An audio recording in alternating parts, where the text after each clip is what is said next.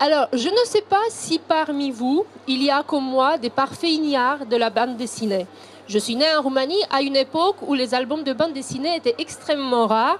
Et je ne dis pas cela seulement pour cacher mon ignorance, mais c'est parce que, je ne sais pas si vous le saviez, pendant les 40 ans du communisme en Roumanie, les bandes dessinées, tous les albums, tout confondus de bandes dessinées, je parle sous le contrôle de nos invités d'aujourd'hui, publiés ont été de seulement 50. Donc 50 albums en 40 années, ce qui explique un peu pourquoi je n'ai jamais lu de BD, pourquoi j'ai un peu loupé le coche. Et puis parmi vous, j'espère qu'il y a aussi des amoureux de BD qui, comme Dodonice ou comme Adrian Cioroianu, n'ont, eux, pas raté le coche de la BD. Ils ont eu entre mains certains de ces rares albums qui ont été publiés. Et c'est de cette histoire-là, de la bande dessinée roumaine, que nous allons parler pendant une heure. N'hésitez pas à poser vos questions, à m'interrompre. Alors, je vais commencer déjà par vous présenter dans une introduction un petit peu longue parce que j'ai essayé de travailler. Je suis assez impressionnée par mon voisin de droite et du coup, je fais une introduction très très longue, très scolaire et tout et tout. Mais après, je vous laisse la parole et je leur laisse la parole. Ne vous inquiétez pas. Alors, je commence donc par vous présenter d'abord mon voisin de droite, Adrian Cioroianu. Vous connaissez tous l'homme politique roumain, ambassadeur de la Roumanie à l'UNESCO, ancien ministre, son Excellence Adrian Cioroianu. Certains d'entre vous connaissent également le fin historien Adrian Cioroianu, auteur de nombreux ouvrages, ou ont entendu parler de son dernier ouvrage, Aproape un secol de dynastie, Povestea monarhiei române de ieri pentru tinerii de azi și de mâine, qui vient juste de, presque un siècle de dynastie, l'histoire de la monarchie roumaine, depuis hier pour les jeunes d'aujourd'hui et de demain, qui vient juste de paraître aux éditions Scrisul Românesque. Mais peu sont ceux qui savent que ce livre est en fait un album et qui connaissent le grand amateur de BD Adrian Cioroianu, et auteur de scénarios pour la bande dessinée. Et c'est au scénariste et écrivain que je vais m'adresser aujourd'hui. Alors, avec votre permission, Excellence, je vous appellerai seulement Adrian Cioroianu pendant l'heure de notre rencontre. Bonjour, merci d'être avec nous aujourd'hui. Pour les très rares d'entre vous qui vous rencontrent pour la première fois, je rappelle rapidement que vous êtes né en 1967 à Craiova. Il y a beaucoup de gens nés à Craiova ce matin, j'ai l'impression, ici. Vous avez étudié l'histoire à l'université de Bucarest. Vous avez fait un DEA et préparé une thèse à l'université Laval au Québec, au Canada donc. Vous avez enseigné à la faculté d'histoire de l'université de Bucarest. Vous avez été ministre des Affaires étrangères de la Roumanie et vous êtes depuis 3 ans maintenant ambassadeur de la Roumanie près de l'UNESCO à Paris. Vous êtes, comme je le disais, auteur de nombreux ouvrages d'histoire et d'un roman. Mais surtout, vous êtes un grand fan de bande dessinée. Nous y reviendrons dès que j'aurai présenté votre confrère et ami Dodonice. Alors, je le dis et je pense que je ne fais pas d'erreur en le disant, en l'affirmant. Dodonice, auteur de cette magnifique histoire de la bande dessinée roumaine, est sans doute le plus fin connaisseur de la bande dessinée franco-belge en Roumanie. Cet expert y a écrit un dictionnaire de la BD où il évoque les 200 auteurs roumains et étrangers qui ont publié dans notre pays, mais pas seulement.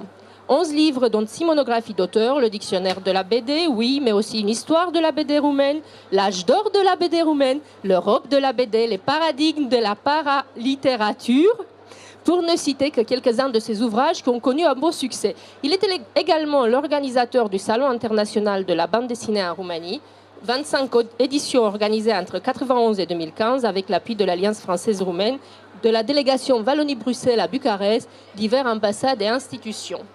Le salon a été itinérant dans les grandes villes de la Roumanie, Bucarest, Timișoara, Craiova, Constanța. Les dernières années, il a été uniquement, je crois, Constanța, et c'est là que beaucoup d'entre nous l'ont connu. Depuis 2016, vous organisez Dodonice à Craiova avec l'appui de l'Alliance française, le colloque international La Roumanie francophone, qui met en valeur les interférences culturelles entre la Roumanie, la France et la Belgique dans tous les domaines, littérature, peinture, cinéma, musique, caricature et bien sûr, bande dessinée. Pour votre formidable travail de soutien à la francophonie, la France vous a nommé chevalier de palmes académiques et vous êtes également chevalier dans l'ordre Léopold II décerné par la Belgique. De nombreux Roumains ont découvert Tintin grâce à vous, car vous avez traduit 5 albums de Hergé en roumain et aussi 4 albums dessinés par d'autres auteurs. Nous parlerons d'un bon nombre de vos ouvrages aujourd'hui, mais d'abord bonjour, enfin. Bonjour.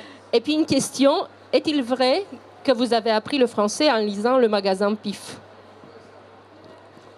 microphone pour être changé. Bonjour, oui, c'est tout à fait. Je fais partie avec M. Adrien Cioriano de cette génération qui a bénéficié, j'imagine qu'il y a beaucoup de vous qui connaissez ça, voilà, une autre personne, de fait que, grâce au fait que PIF était édité par les partis communistes français, c'était la seule revue qui pouvait arriver en Roumanie communiste de l'époque.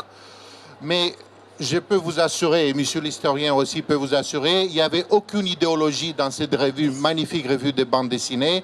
Et non seulement on a pris beaucoup de français dedans, mais aussi la revue a représenté pour nous vraiment une porte ouverte, une fenêtre ouverte vers les valeurs occidentales. Merci beaucoup. Et puis aujourd'hui, nous parlons... Celui-ci. Aujourd'hui, nous parlerons aussi de quelqu'un qui n'est pas présent physiquement, mais que vous aimez, j'espère, au moins autant que moi, parce que moi, je suis fan. Nous parlerons de l'incroyable conteur Panaïtis Strati. Sous la plume toute en finesse de Golo, Actes Sud publie ces jours-ci une bande dessinée qui retrace le parcours merveilleux de Panaïtis Strati. Je vais faire juste une petite présentation rapide avant de vous présenter Thomas Gabizon, l'éditeur de Golo, parce que Golo ne peut malheureusement pas être présent en France pendant la durée du Salon du Livre. Alors, pourquoi je suis si heureuse aujourd'hui de parler d'Istrati ? Parce que moi, d'abord, je l'ai découvert en France, je ne l'ai même pas connu en Roumanie. En fouillant en France dans les lampes des écrivains aux livres introuvables, Istrati reste une figure célèbre des lettres françaises de l'entre-deux-guerres. Je le dis pour les plus jeunes d'entre vous, comme vous, mademoiselle, qui ne l'avez peut-être pas encore lu. Si. Ah, bah voilà. Bravo. Codine, Kira, Kiralina, la jeunesse d'Adrien Zographie furent d'immenses succès en France. Roman Roland le surnomma le Gorky des Balkans. Mais sa vie fut elle-même un roman, et c'est cette vie et la lente naissance d'un grand écrivain que nous crayons dans ce premier tome Golo. Né en 1884 à Brăila, port du Danube où se mêlaient toutes les races des pays balkaniques, en Roumanie, d'une mère blanchisseuse et d'un père grec marchand et contrebandier tué par les douaniers quelques mois après sa naissance, Istrati, ça c'est faux, bah c'est très bien, c'est Romain Roland qui le dit, donc voilà, moi je cite Roland, mais vous allez nous le dire tout à l'heure. Mais pas du tout, c'est Romain Roland qui le dit, dans une préface. Alors, Istrati vit une jeunesse sordide, là nous sommes d'accord, et dangereuse, miséreux vagabond de génie avant de connaître, comme dans un conte de fées, la gloire, d'abord en France. Il aimait sa mère, belle paysanne, mais il la quitte dès ses 12 ans. Égypte, Grèce, Liban, Naples, 20 ans de vie errante et de rencontres pendant qu'il fait tous les métiers. Garçon de cabaret, pâtissier, guide, peintre en bâtiment, serrurier, photographe, marchand de café ambulant et plein d'autres. Ce sont ces années-là qu'évoque dans cet album Golo, les premières, celles du vagabondage à travers le monde avant sa vie d'écrivain. Mais aussi Bucarest, le Pirée, le Vésuve, le Mont Athos, cycle merveilleux qui feront naître un incroyable conteur né qui s'enchante et s'émeut de ses propres récits et prend dans ses filets quiconque passe à côté, Romain Roland, que j'ai cité, Eugène Ionesco, moi, Golo maintenant, et certainement vous, je l'espère, pour ceux qui ne l'ont pas encore lu. Alors c'est Thomas Gabizon, l'éditeur de l'album, qui va nous le présenter bien mieux que moi. Bonjour Thomas. Hop, vous avez un micro. Bonjour. C'est audacieux de publier un album qui retrace la vie d'un auteur aujourd'hui pas très bien connu. Et je crois que Quelle est la genèse ? L'intérêt du livre, c'est justement d'aller chercher dans cet auteur, parce qu'il y a beaucoup de Golo dedans, il y a beaucoup de la vie de l'homme, et donc il y a une traversée du début du siècle. Et c'est surtout un prétexte à... alors évidemment, la langue de Distrati est fabuleuse et c'est bien de la faire découvrir. Moi, je trouve, j'ai découvert, quand Golo m'a présenté le projet, le livre, j'ai découvert Distrati. Mais c'est surtout, c'est une langue tellement imagée qu'elle est propre à la bande dessinée, en fait. Il y a quelque chose il y a une évidence de le dire. En plus, Golo a travaillé un peu façon film muet. Son petit Istrati, c'est une sorte de Chaplin un peu vagabond aussi, qui parcourt comme ça toute l'histoire. Et donc, c'est pas audacieux parce que c'est un très bon livre. Évidemment. Et Golo, pourquoi, est-ce qu'il vous l'a dit, pourquoi il a choisi Istrati ? C'est un livre qui le suit, comme beaucoup, je pense, qui, quand on le lit une fois, ça marque toute une vie. Et il l'a lu il y a très longtemps et ça l'a toujours hanté. Et après avoir travaillé autour de Traven, il a travaillé autour des lectures comme ça qui l'ont marqué par l'image aussi, surtout. Parce que c'est encore une fois très... un peu comme Cossery aussi. Voilà, Golo a travaillé, je ne sais pas si vous connaissez Golo, mais il a travaillé sur l'adaptation de Mon Dieu orgueilleux de Cossery. sur une biographie de Traven et sur Israti maintenant. Et après, il a fait d'autres choses aussi, mais des personnages comme ça, c'est aussi des personnages des aventuriers comme London ou d'autres qui ont une vie d'aventure et une vie de... Si je peux intervenir, en fait, Golo, c'est aussi un vagabond, entre guillemets, comme Panaïti Strati. Il est français, mais il vit en Égypte depuis longtemps et il travaille sur des histoires égyptiennes, mais pour le public français. Panaïti Strati aussi, c'était roumain. Il a fait l'aller-retour entre la France et la Roumanie. D'abord, il a publié en France et ensuite, il a publié aussi des livres en Roumanie. Oui, c'est ça, il se reconnaît beaucoup dans ses personnages, mais c'est à ça que sert la lecture aussi, c'est qu'on tout d'un coup on a un choc, un choc littéraire et visuel, et ça nous accompagne, et donc il se sent obligé de le raconter maintenant, parce que c'est évidemment sa vie qu'il raconte à travers Israti. Et pourquoi noir et blanc? C'est la marque de fabrique de Golo ou pas du tout? Non, les autres étaient en couleur. Là, il n'imaginait pas autrement qu'en noir et blanc. J'imagine Je vous dis, c'est le film muet, je pense, c'est le Chaplin, c'est le vagabondage comme ça, c'est une écriture un trait très précis, mais et puis le temps surtout passé, il y a 240 pages, plus encore 150 qui arrivent dans le prochain volume. Donc il y a une sorte un besoin d'écrire rapidement, et je pense que c'est vraiment la référence au film muet qui le... Est-ce qu'Adrien Cioriano, vous l'avez eu entre les mains ou pas encore? Ah oui. Je pense que... Bonjour à tous et merci Aïda pour la présentation. Oui, Thomas, je pense que j'étais parmi les premiers parce que je l'ai vu Boulevard Saint-Michel. Donc en fait, quelques jours après le lancement, je pense. C'était il y a 2 mois déjà. Oui. Et c'était parmi les succès de la librairie avant le Noël, je pense. En novembre, c'était parmi les meilleures ventes, cet album qui est paru chez Actes Sud. Il a été dans les sélections d'Angoulême des 10 meilleurs livres de l'année. Voilà. Est-ce que je pourrais continuer en disant, Aïda, que moi, je suis professeur d'histoire et permettez-moi de mettre dans un certain contexte l'apparition or notre passion pour la bande dessinée. Imaginez-vous que tout a commencé dans les années 60.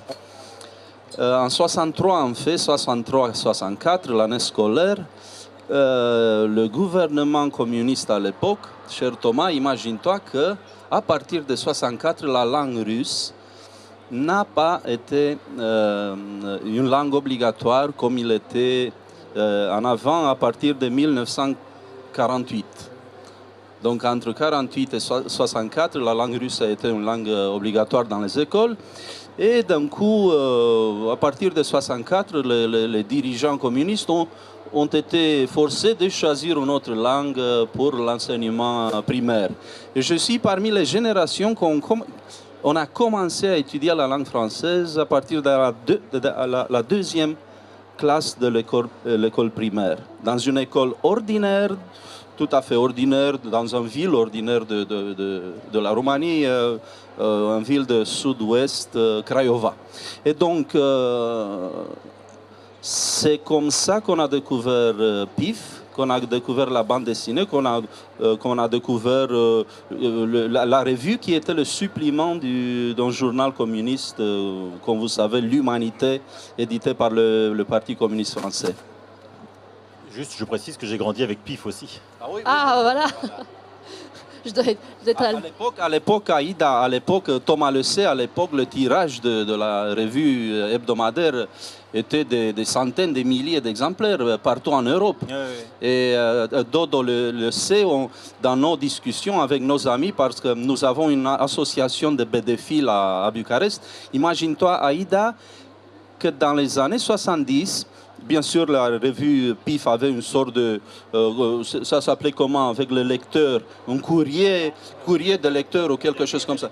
Courrier de lecteur. Et beaucoup de jeunes gens de Roumanie qui écrivaient en cherchant... À l'époque, on n'avait pas de Facebook, bien sûr. En cherchant de corresponder avec des gens d'Alger, de Paris, de Tunisie, des gens de Craiova, de Brașov, de Bucarest, de Galați. On retrouve maintenant dans les collections de PIF, on trouve des élèves venus de Roumanie qui écrivaient en cherchant Voilà, bien sûr. Est-ce que vous, Dodo, comment êtes-vous arrivé à la bande dessinée? C'est un peu la même génération, je crois. Tout à fait ça. Mais c'est vrai que étant tout petit, j'ai lu quand même d'abord des bandes dessinées en roumain, des magnifiques bandes dessinées réalisées par une femme, Livia Rus. Et justement, pendant qu'on discute, là, vous avez une histoire chronologique de la BD roumaine et vous avez toutes sortes de genres de dessins et des dessinateurs qui ont été publiés en Roumanie pendant 100 ans. Donc j'ai commencé avec de la BD roumaine et j'ai enchaîné. Moi j'ai fait le français seulement à partir de 5e classe et tout de suite j'ai appris que cette merveilleuse revue existe et j'ai fait pression sur mon père de faire abonnement à ces revues. On dit que c'est surtout les gens de nomenclatura qui étaient abonnés à PIF parce que c'était vraiment une denrée rare, la revue PIF. Mais mes parents n'étaient pas nomenclaturistes mais fonctionnaires à la poste roumaine. Donc ça m'a permis tout de suite d'être abonné pendant 5 ans à la revue PIF Gadget. Ce qui sera intéressant de dire pourquoi cette liaison privilégiée entre la Roumanie et la France à travers cette revue. Je vous ai dit c'était édité par les partis communistes, mais aussi parce que les Roumains communistes entretenaient une très bonne liaison avec les partis communistes. Beaucoup des Roumains communistes, on était dans l'illégalité, on fait les maquis ici en France. Ils ont rentré en Roumanie et ils sont devenus dirigeants importants. Et alors, ça a beaucoup aidé de ces points de vue. Également, ça mérite aussi de dire, peut-être M. Cioroianu va nous dire plus. Aujourd'hui, on a une présidente d'origine allemande, mais à l'époque, on avait un premier ministre d'origine française. Qui était Jan-George Maurer. Qui s'appelait en fait Jean-Charles. Oui, sa mère était d'origine française. Et son père, allemand d'Alsace. Donc ça a joué aussi. D'Alsace.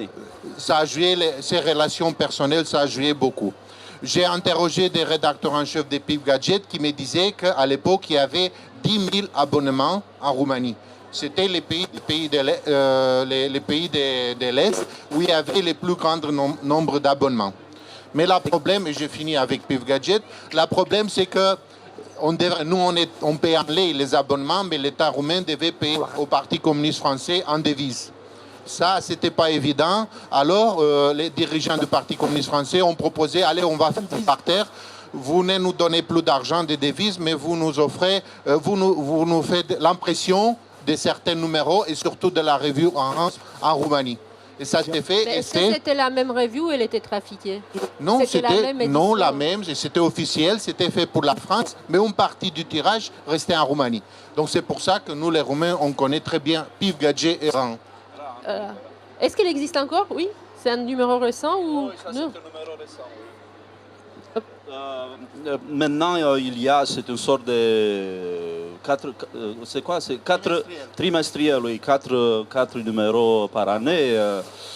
PIF, toujours, bon, c'est pas le même succès, mais oui, tout à fait. C'était une autre époque. Chers amis, imaginez-vous qu'en fait, cette tradition dont Dodo parlait, c'est une affaire déjà qui a commencé il y a 100 ans. Hein. Durant la Première Guerre mondiale, c'est la France qui a aidé la Roumanie. On a eu une mission militaire dirigée par un général qui s'appelait Henri Berthelot, qui malheureusement est plus connu à Bucarest qu'en France. Bon, il est parmi les mieux connus généraux de France de la Grande Guerre, mais chez nous, il a donné le nom à des rues, à des écoles. Je me demande si son bus n'est pas par là quelque part. Oh, oui, tout à fait, tout à fait. Hier soir, était ici, mais bon, je l'ai emprunté d'un autre pavillon de nos amis. Voilà. Et donc, je reviens. Dans les années 30, la langue française, c'était la langue presque officielle dans toutes les institutions de la Roumanie. Et dans les années 60, Aïda et Thomas, imaginez-vous que même les communistes ont été obligés d'une certaine manière de revisiter cette tradition, afin de manifester leur nationalisme vis-à-vis les Russes. Ils ont redécouvert la langue française.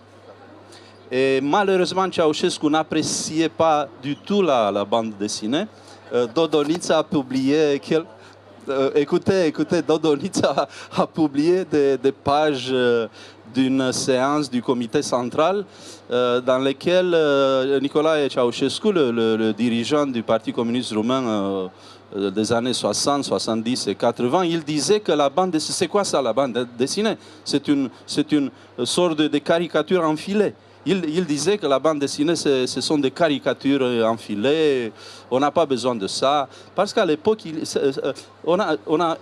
c'était l'idée de publier une revue de bande dessinée, oui, hebdomadaire ou peut-être, oui, hebdomadaire. Et Nicolae Ceausescu s'est opposé. Donc, imagine-toi la bande dessinée en tant qu'affaire d'État. Hein. Voilà.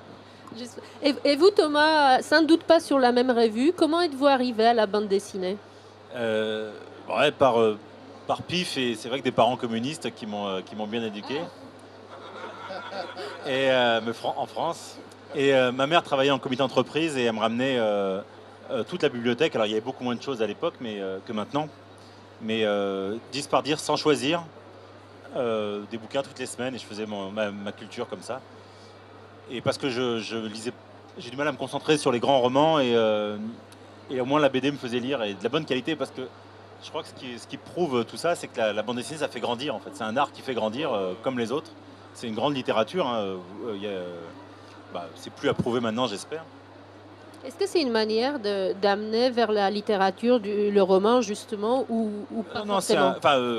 Je ne le prends pas dans ce sens-là. C'est un art comme les autres. Est-ce que vous lisez des romans pour faire court aujourd'hui? Bien sûr. Je plaisante. Non, mais en plus, j'ai mis longtemps. Hein, je pense qu'on m'a éduqué mal au roman.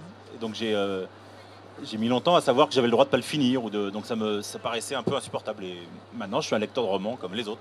Non, pour continuer ce que Thomas disait, je te rappelle, Aïda, que c'était Umberto Eco qui disait que la bande dessinée, c'est une littérature en images. Et à la fois, Dodonic et moi, nous pouvons confirmer le fait que la bande dessinée nous a conduit à la littérature parfois. Bien sûr, on a, par exemple, je ne sais pas, c'était dans les années 70, un de nos... Maintenant, il est nos amis, il est notre ami, because, il a quel âge? 90 ans. 90 ans. 90. Oui. Puiu Manu, il était dessinateur à l'époque et il a publié un album d'après un roman qui s'appelait Toate pânzele sus, ça veut dire traduit... Lisez les voiles, oui. Lisez les voiles. Lisez les voiles. Et la première, mon premier contact avec le roman, c'était dans la forme dessinée. Et puis, j'étais incité de le lire. Donc, les romans qui a 1000 pages, oui. C'était assez difficile de lire à 7-8 ans. Oh, mais la bande dessinée, on l'a lu avec beaucoup de plaisir. Tout à fait, oui. Et à 11-12 ans, voilà. on est passé au roman de 1000 pages. Je disais cela parce qu'en fait, quand on regarde l'album de Golo, justement, on a envie après de découvrir les écrits de Panaïtis Staratis. C'est pour ça que je posais la question. Et on va aussi peut-être rentrer un peu dans le vif du sujet que j'annonçais tout à l'heure, ce fameux siècle de bande dessinée en Roumanie. Comme je vous disais, moi je n'y connaissais rien. Est-ce que vous connaissez la bande dessinée ou pas du tout? Oui, voilà. Non, donc ça, madame aussi. Donc pour les autres, on va rentrer un peu pas dans l'historique, mais vous allez voir, c'est vraiment un siècle. Et ce sont des débuts qui sont très intéressants, ce sont des moments de creux, et puis on va voir surtout ce qui se passe aujourd'hui. Et je vous passe d'abord la parole à vous, Dodo. J'espère que vous interviendrez. Je lâche mon micro, je vous laisse les deux micros. Malheureusement, nous ne voyons pas Voilà, moi je ne le vois pas. Donc alors, on commence par quand, à quelle époque on peut dire qu'on publie en Roumanie le premier album? Oui, Aïda, ça c'est un sacré défi de parler de 120 ans de bande dessinée en Roumanie en 5 minutes. Je vais essayer de le faire, relever les défis. Mais ce qui est important de le dire aujourd'hui, parce qu'on est français et roumain, francophone et francophile, c'est l'influence de la bande dessinée française tout autour d'un siècle sur la BD roumaine. Donc, la bande dessinée en Roumanie est parue à la fin du 19e siècle. les premiers journaux pour enfants déjà avaient des bandes dessinées. Et les premiers dessinateurs, je montrais ici, la première bande dessinée publiée en Roumanie, Pisica Spălată, elle a été publiée exactement en 1896. L'auteur de cette bande dessinée, c'était un fameux caricaturiste, Constantin Jichidi, qui a certainement dit quelque chose, mais comment il était arrivé à la bande dessinée? Très simple. Quelques mois auparavant, il était venu ici à Paris. Il avait fait un stage de 6 mois dans diverses revues de caricatures. Et là, il a appris qu'il existe des histoires en images. À l'époque, ça s'appelait des histoires en images, pas des bandes dessinées. Surtout dessinées par Christophe Colomb. La famille Fenouillard, les sapeurs Camembert et d'autres histoires comme ça. Ça vous dit des choses. Et alors, il a dit, voilà, je vais revenir en Roumanie. Et il a proposé aux éditeurs roumains de faire de ce genre d'histoire en images. Toujours, c'est exactement ce que monsieur l'ambassadeur, voilà la première histoire, 1896. C'est la même chose qu'il dit. L'enfant à 6, 7, 8 ans, l'impact du texte, c'est pas si grand sur lui, mais l'impact de l'image, c'est énorme. Alors, depuis... Pendant 100 ans, les publications pour enfants en Roumanie publiaient des bandes dessinées. Bien sûr, on n'a jamais eu, comme en France, des revues des bandes dessinées. Ça, non. La bande dessinée était un peu, comme disait M. Cioroianu, monsieur l'ambassadeur, était un peu décrié. C'était surtout sur la dernière page de toutes les revues. Mais il y a une présence constante. Ce que j'aimerais dire aussi, après que des dessinateurs français ont été traduits déjà dans les années 20, 30 et publiés dans les revues roumaines.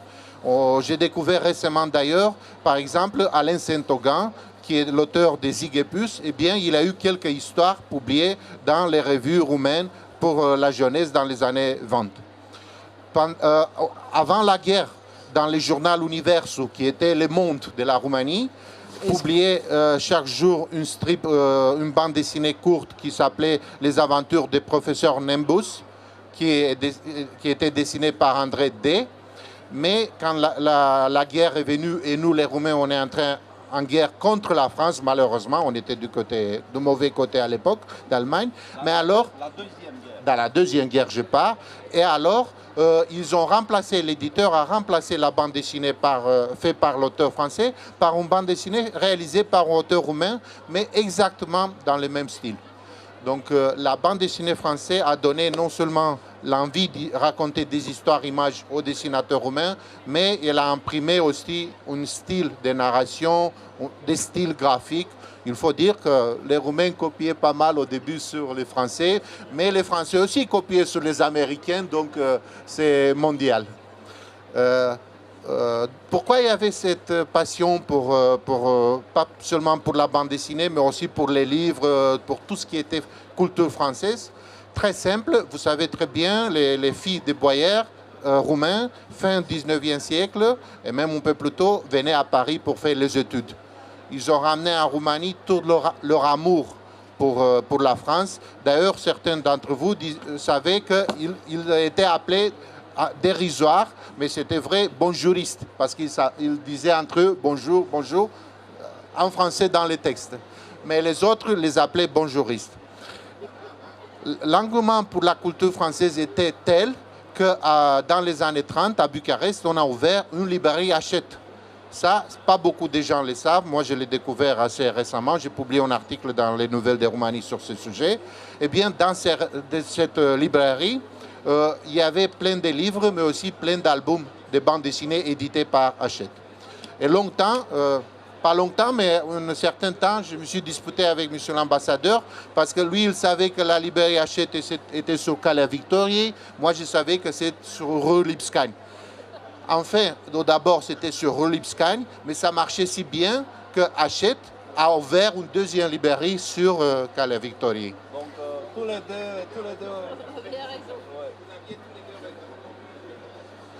Et puis vit la Deuxième Guerre mondiale qui malheureusement a porté le communisme en Roumanie. Staline disait que la BD c'est capitaliste, c'est symbole de décadence capitaliste. Et jusqu'à la mort de Staline, il y a eu plus de bandes dessinées dans les journaux roumains et dans aucun journal de tous les pays communistes, bien sûr, surtout en Russie. Mais il n'a pas trop survécu à la victoire du socialisme sur le monde. En 1953, il s'est en allé. Et puis, tout de suite, les dirigeants du Parti communiste en Roumanie, mais dans d'autres pays de l'Europe de l'Est, ont compris l'intérêt de la bande dessinée. L'impact de l'image sur l'enfant pouvait servir aussi pour passer des messages idéologiques de la propagande. Oui. Et donc, on est revenu à la bande dessinée. Si tu me permets, Dodo, c'est une histoire qu'on raconte assez souvent à nos amis, Aïda et Thomas. Imaginez-vous qu'au début des années 80, dans une revue hebdomadaire pour les élèves, pour les jeunes qui s'appelait Kutezatori, c'était une bande dessinée de science-fiction qui s'appelait, tu te rappelles, la bande dessinée dans laquelle les personnages avaient le visage des Beatles. Donc imagine-toi que c'était une sorte d'ironie de la part du dessinateur qui a créé des personnages de science-fiction, mais qui avait le visage de Paul McCartney, de George Harrison.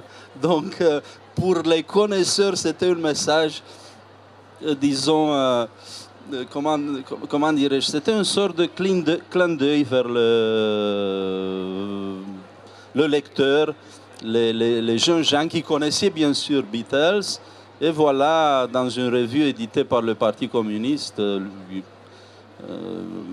l'idée de voir les Beatles camouflés dans une bande dessinée. Puisque... Allez-y, oui.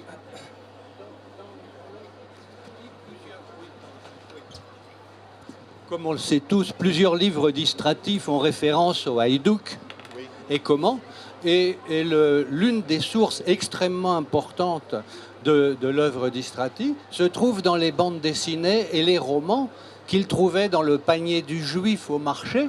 Et c'est là qu'il a découvert les haïdouks et qu'après il les a enjolivés. Est-ce que vous avez des infos précises là-dessus, sur les titres? Il y avait Pintea Viteasul, il y avait il y avait des haïdouks qui étaient... Nous lisions des bandes dessinées avec Buck John et Kit Carson quand j'étais petit, donc c'était des cow-boys. Et il me semble que lui lisait du haïdouk. C'était à l'époque notre mythologie à nous, les haïdouks qui prenaient aux riches pour donner aux pauvres. C'était vraiment notre idéologie à l'époque. Un peu comme les cow-boys pour un peu. C'est pas la même chose, mais... Les Robins des Bois en France. Merci.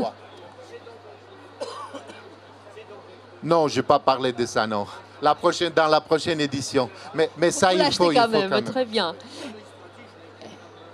Est-ce que j'ai une petite question technique? Est-ce que vous êtes gêné par le bruit à droite ou pas? Non, ça va? Non, ça va. Vous me direz.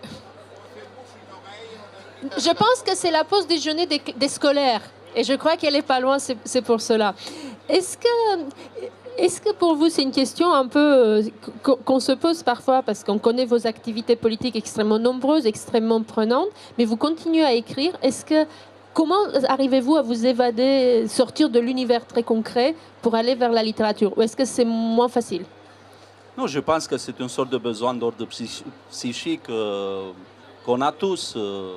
L'idée d'évader, c'est l'idée de l'évasion. Et d'une certaine manière, tout a commencé avec la bande dessinée parce que, heureusement, la bande dessinée, même dans les années 80, continuait d'être colorée dans nos revues, tandis que la réalité était de plus en plus grise. Et donc, la télévision nous offrait deux heures de programme par jour, dans lesquels Ceausescu était omniprésent. Donc, la bande dessinée, vraiment, c'était une forme d'évasion dans un pays communiste de plus en plus grise. Il ne faut pas le dire ici, mais la bande dessinée, c'est super transgressif. Donc, il faut pas... faut le garder comme ça. Et donc, c'est ça. Voilà, c'est ça. J'aimerais compléter aussi, monsieur l'ambassadeur, c'était valable ce qu'il dit au temps des communistes, mais aussi, et je cite Umberto Eco, qui disait que quand il veut se distraire, il lit un traité de philosophie. Quand il veut lire quelque chose de sérieux, il lit Corto Maltese. Nous, on a publié une bande dessinée de Dino Buzzati, qui a dit, Orphée aux Enfers, qui a toujours dit qu'il aurait voulu faire de la bande dessinée et du dessin, mais il avait trop peur de cet art et qu'il préférait écrire. Merci. En plus, Aïda, permettez-moi d'ajouter qu'on a des historiens aussi à Bucarest qui ont été des scénaristes dans les années 70 pour certaines séries de bandes dessinées. Mon professeur Dino Cegiurescu, à l'époque, a écrit des scénarios pour la bande dessinée. Imagine-toi, c'est bien sûr des bandes dessinées historiques, mais je me rappelle, j'étais enfant, j'étais élève. C'était justement la question que j'allais vous poser. Vous avez un doctorat en histoire. Quand on vous connaît peu, on découvre avec surprise que vous écrivez, et vous écrivez bien, je n'ai pas besoin de vous le dire, pour la bande dessinée. Est-ce que vous avez commencé, parce que cela je n'ai pas pu le trouver dans mes recherches, vous avez commencé avec des bandes dessinées à connotance historique, en lien avec votre travail, ou c'était même avant déjà? Non, c'était déjà avant.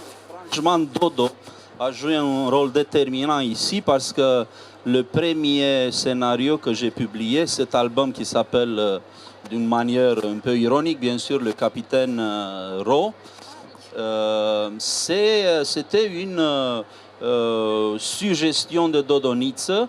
Nous étions en train de partir pour Constanța, où se déroulait un de nos salons de la bande dessinée. C'était en 2012, je pense, 2010, quelque chose comme ça.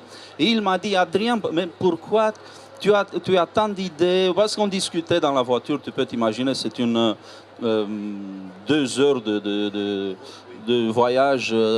Et donc il m'a dit, pourquoi n'essayes-tu d'écrire un scénario pour nos amis qui sont des dessinateurs et tout ça? Et donc j'ai créé une sorte de personnage qui est-il? Il est un assistant à la faculté d'histoire qui a un accident, mais imaginez-vous que dans cet accident-là, il va rencontrer Trajan et Décébal. Trajan, c'est l'empereur romain, bien sûr. Voilà, une sorte de... J'ai dit que c'est une rapproche à la fois ironique, historique et politique et géopolitique. Donc il va rencontrer les esprits de Trajan et de Décébal, qui est notre Vergingétorix d'une certaine manière, et il va être transformé dans une sorte de super-héros, et va résoudre des problèmes mondiaux, des problèmes géopolitiques de la planète à la fin. Mais c'est seulement le premier volume, parce que le deuxième volume est en train d'être dessiné par notre ami. Oui, c'est le même illustrateur. Imaginez-vous, Puiu Manu, c'est notre ami qui a 90 ans et il travaille encore, oui. Et permettez-moi de vous signaler que parmi les amis de Capitaine Ro, c'est une très jolie dame qui s'appelle Jeanne d'Orléans. C'est donc... c'est une Française assez sympa qui a la coiffure de Mireille Mathieu. Et c'est Jeanne d'Arc ou pas du tout? C'est Jeanne d'Orléans. Voilà, bon, c'est Jeanne d'Orléans. Donc voilà encore une interférence entre la France et la Roumanie à travers la bande dessinée. Est-ce que nous nous étions... Pardon. Nous nous étions arrêtés donc dans les années 80 avec l'histoire de la BD. Je reviens un peu parce que j'étais assez curieuse de savoir où nous en étions aujourd'hui. Donc grosso modo, on commence au 19e siècle avec des débuts qui sont assez encourageants. Le seul moment finalement où il n'y a pas de bande dessinée en Roumanie comme dans les autres pays du bloc communiste, c'est une dizaine d'années, après les années 50, parce qu'un petit peu moins. Et il y a un retour à travers les revues, à travers les albums. Et qu'est-ce qui se passe après 89, par exemple, qui est le moment de la chute du communisme en Roumanie et l'explosion de l'offre éditoriale, en fait, en Roumanie? Après la chute du communisme, il y a la première liberté que les Roumains ont acquis, c'était la liberté d'expression. On avait, je ne sais pas, une dizaine de journaux à l'époque du communisme. Là, on a 1000. Et bien sûr, parmi ces 1000 journaux et revues, il y a plusieurs revues de bandes dessinées. Ce qu'il faut dire aussi, c'est qu'au temps des communistes, la BD était bien encadrée. Il n'y avait que 4 genres permis par l'idéologie communiste. La BD historique, la BD d'actualité, avec les pionnières, les travailleurs, tout ça. La BD humoristique et les science-fiction, la seule qui nous permettait un peu de rêver. Eh bien, tout de suite après 90, les dessinateurs se sont ouverts. Ils ont dit, allez, on a la liberté de faire ce qu'on veut. Et ils ont commencé à aborder tous les genres possibles et impossibles entre la bande dessinée chrétienne, les histoires de Jésus-Christ, et la BD érotique. Donc là, on a abordé tous les genres. Il y a la bande dessinée politique aussi, qui se moque des dirigeants roumains. Et donc là, on a une liberté d'expression totale. Malheureusement, très vite, toutes ces revues qui étaient faites par nous, des amateurs, se sont effondrées. On ne savait pas faire, on ne s'improvise pas capitaine d'industrie de jour au lendemain. Et donc, toutes ces revues se sont effondrées. La BD a de nouveau connu une chute, une descente aux enfers.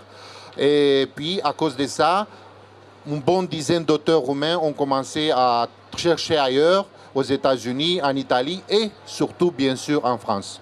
Aujourd'hui, il y a une demi-douzaine d'auteurs français, d'auteurs roumains qui sont publiés en France par divers éditeurs. Soleil, par exemple, Delcourt, un petit éditeur Macaca qui publie les sœurs Sourdoucan. Et aussi, il y a chez vous cette collection des livres pour les nuls. Eh bien, il existe une histoire de la France en bande dessinée pour les nuls, en 12 volumes. Elle est dessinée par un Roumain. Et moi, j'ai rencontré Dodo il y a une dizaine d'années parce que j'ai deux jeunes roumains qui voulaient revenir vivre en Roumanie après avoir vaqué dans le monde, étaient revenus ramener de la bande dessinée en Roumanie et ont ouvert donc on participait avec Dodo à un festival de bande dessinée et puis après on ouvert une librairie de bande dessinée un peu dans une maison abandonnée, puis après plusieurs endroits. Et ils importent à bout de bras comme ça, moi je les ai vus tous les ans à Angoulême acheter des cartons de BD, les ramener en Roumanie pour éduquer la jeunesse roumaine, leurs collègues. Quand j'y suis allé, j'ai rencontré plus des architectes que des auteurs de bande dessinée, parce que j'avais l'impression qu'il y a quelque chose à reconstruire peut-être. Mais je suis sûr que dans quelques années, il y aura grâce à tout ce travail-là, des auteurs passionnants roumains. Et en France, le secteur de la bande dessinée se porte comment aujourd'hui? Vous êtes assez jeune et jeune éditeur, donc c'est peut-être un peu tôt de le dire, mais par rapport à il y a une dizaine d'années, par exemple. Moi, je suis libraire, j'étais libraire depuis 26 ans en bande dessinée chez Album Boulevard Saint-Germain. Il y avait 600 titres, on va dire, il y a 20 ans, et maintenant il y en a 5000 par an qui sortent. 5500. Oui, 5003, ouais. Ça dépend des... 5300. C'est ça, oui. Nous, chez Actes Sud, on a 15 ans d'existence et on fait 4 livres par an. Donc on essaye comme ça de faire que des petites pépites. S'il n'y a pas de bons livres, on n'en fait pas, en gros.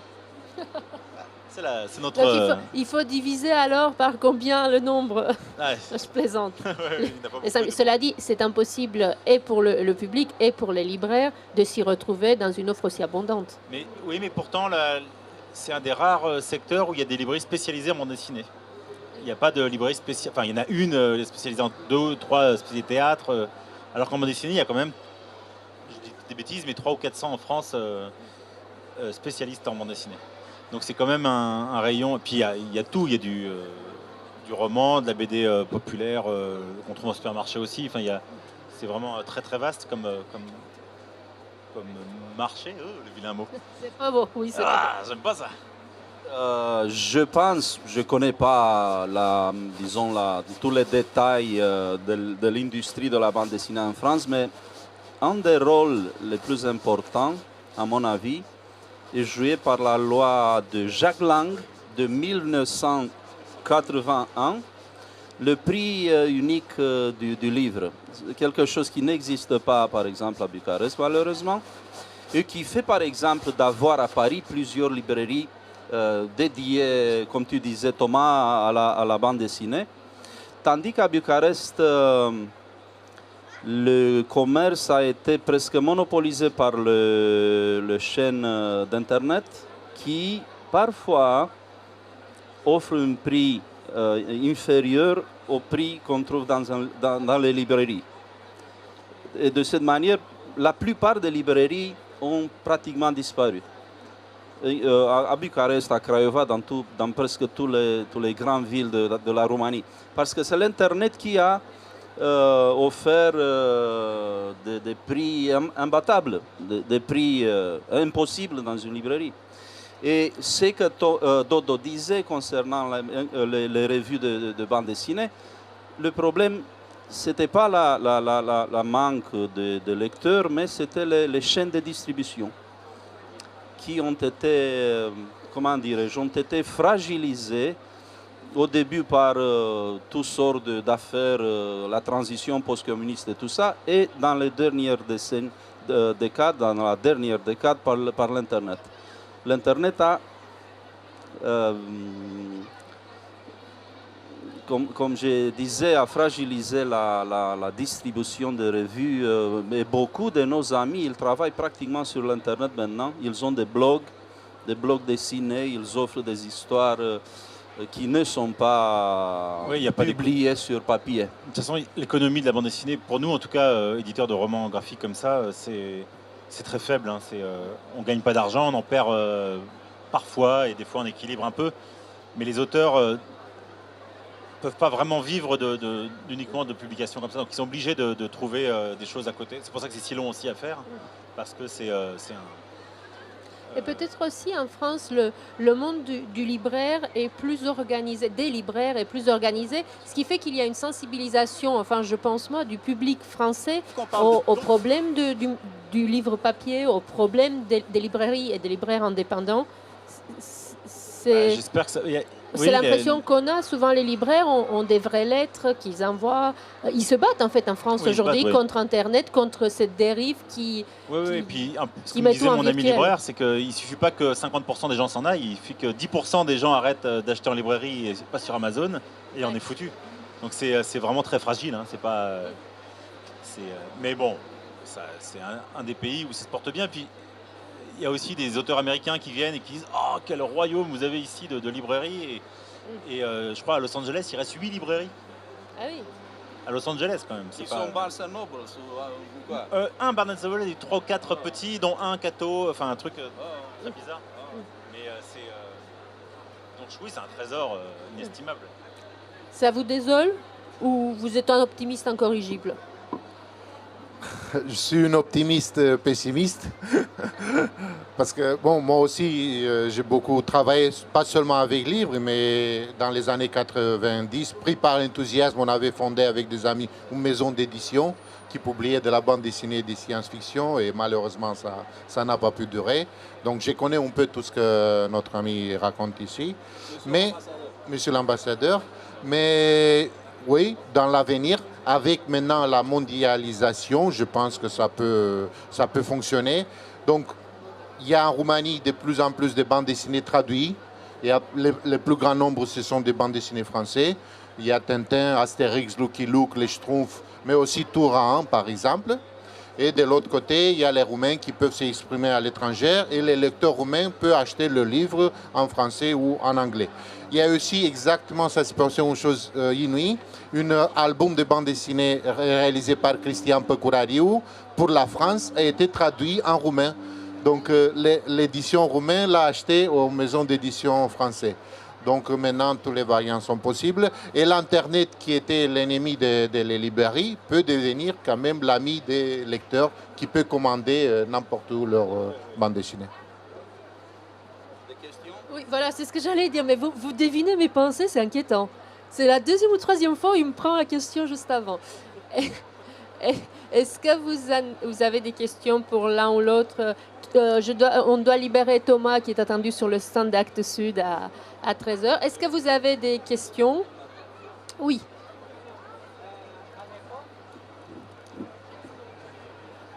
À l'époque, moi, j'ai vécu dans une ville provinciale, à Bacău, et tombé dans mes mains, quand j'étais écolier, Vaillant. Oui, mais je ne sais pas si elle était éditée en Roumanie, imprimée en Roumanie ou en France. En France, elle était apportée par mes collègues juifs. J'avais beaucoup de collègues juifs et ils apportaient des livres comme ça. Je profite d'occasion pour présenter mon premier livre Oui, oui, attendez un peu. Sur le monde arabe, les mangeuses de rouge à lèvres de Casablanca, il y a 101 chapitres, pas 1001 nuits, mais 101 chapitres sur le monde arabe. C'est bon, merci. Merci. C'est vrai que Vaillant était publié par l'humanité en fait. Vaillant, c'est le prédécesseur de Pif Gadget. C'est ça, hein, Thomas?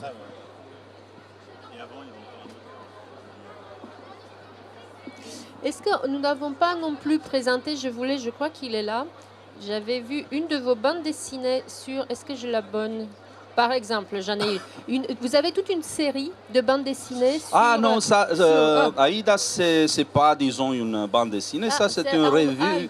Non, c'est un livre qui est illustré, oui. C'est un livre illustré. Oui, c'est une collection en fait dédiée aux rois et reines de la Roumanie. On a eu 4 rois et 4 reines, donc jusqu'ici on a publié 3 ou 4 volumes. Reine Maria, qui à propos était la reine de la Roumanie pendant la Grande Guerre. Carol le Premier, qui est le fondateur de la dynastie roumaine, il était d'origine allemande. Et il a été le premier roi. Et donc c'est un projet... Et puis le roi Michel, le roi Michel, l'actualité... Voilà, le dernier voilà. Qui malheureusement il est mort en décembre, hein, décembre dernier, à 80, il avait 91. Voilà. Il est mort le lendemain de la mort de Jean d'Ormesson, je crois. Non, il avait 96, oui, tout à fait, 96. Ouais. 1921, oui, 1921.